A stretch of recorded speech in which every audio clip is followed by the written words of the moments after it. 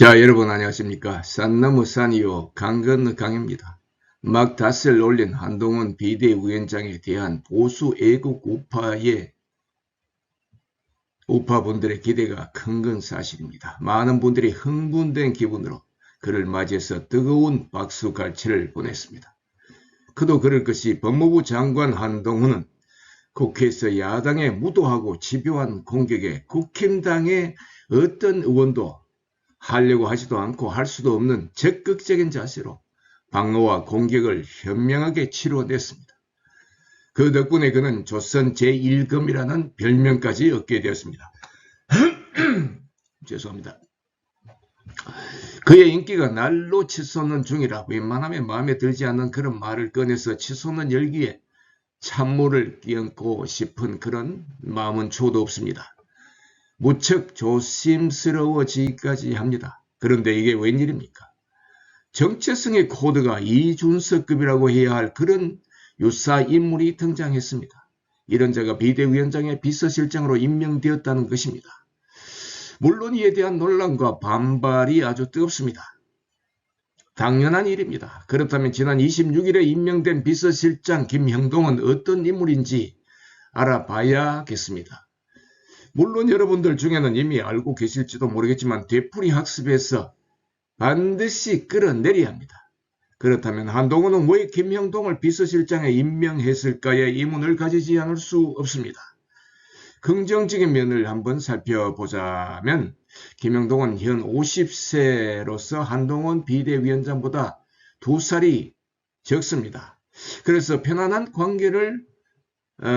관계를 유지할 수 있겠다. 그런 점을 들 수 있겠습니다. 그리고 한국노총에 몸담은 적이 있어서 노동계와의 소통 문제를 원활히 할 수 있을 것 같은 장점이 있는 것 같기도 합니다.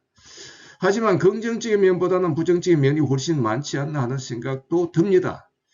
김형동은 현재 안동 예천지구 국회의원으로서 무엇보다도 정체성의 문제가 심각하게 대두되고 있습니다. 대한민국 현 시국에서 가장 핵심적인 이슈가 바로 정체성이지 않습니까?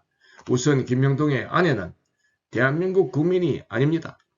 그렇다면 미국인일까요? 물론 아닙니다. 중국 국적의 조선족이라고 합니다. 오늘날 대한민국의 많은 분들이 중국이라고 하면 치를 떨고 있지 않습니까? 결혼한 지 10년 이상이 지났지만 김형동 씨 자신이 직접 아내의 한국 국적 취득을 만류했다고 합니다. 물론 본인은 변명을 하고 있습니다. 우리는 사성에 불순한 자들의 변명을 들어줘서는 안 될 것입니다. 그런데 말입니다.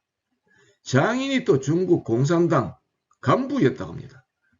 어디 이뿐이겠습니까? 김형동 씨는 반국가적 행태를 옹호하는 언행을 보이기도 했습니다.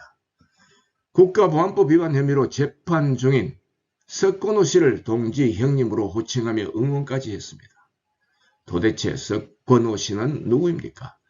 민주노총 간첩단 사건의 총책이자 대를 이은 부자 간첩 의혹을 받은 자입니다. 김형동의 행태는 이뿐이 아닙니다. 박근혜 대통령 탄핵을 칭송하고 박수를 보냈습니다. 반면 문재인의 대통령 당선 때는 축하 글까지 올렸습니다. 자, 여러분, 이쯤 되면 비대위원장의 비서실장이 아니라 당장 끌어내려야 할 대상이 아니겠습니까?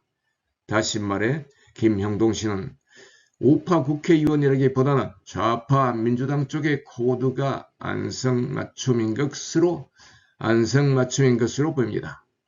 여기서 우리는 한동훈 비대위원장이 왜 이처럼 어처구니 없는 자를 비서실장으로 임명했을까 하는 강한 의문이 들지 않을 수 없습니다.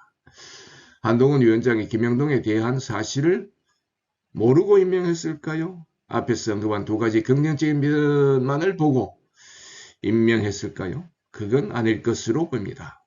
한동훈 위원장의 한수를 조심스럽게 상상해 보게 됩니다. 앞으로 당내에서 사사건건 걸그적대며 말썽을 부려댈지도 모를 김형동을 국민의 여론몰이 심판대에 올려서 쳐내려는 신의 한수를 더 쓸지도 모른다는 생각을 조심스레 해봅니다.